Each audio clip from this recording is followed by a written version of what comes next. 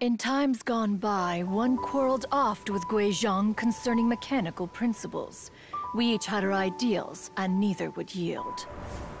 Under the pretext of a social gathering, one invited the impartial Rex Lapis to judge the quality of our creations.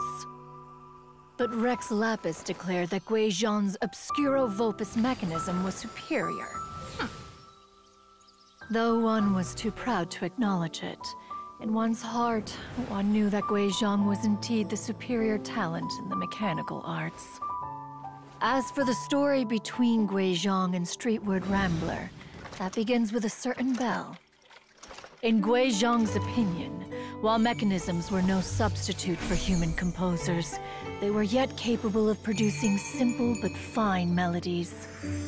But Streetward Rambler believed music to be an expression of the soul, an emotional enterprise that could never hope to be replicated by machinery.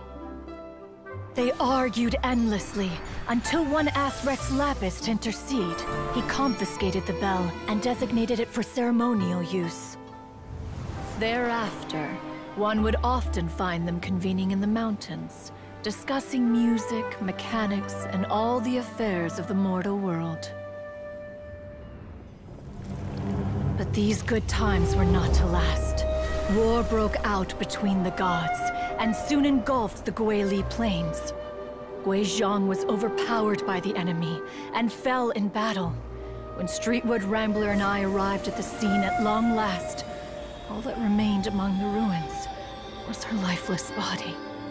After this, at Streetward Rambler's request, Rex Lapis granted her the cleansing bell for safekeeping. To honor our friend's memory, one made a few finishing touches to her ballistic device. Many lantern rites have passed since then. Many greetings and goodbyes. Upon what do you gaze? The Guili Plains? No.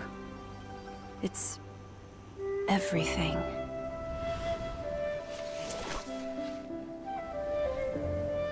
We think of human life as like a lantern that's lit one minute and extinguished the next. But are we Adepti so different? Perhaps as dust settles after a storm, we too must one day return to the world below.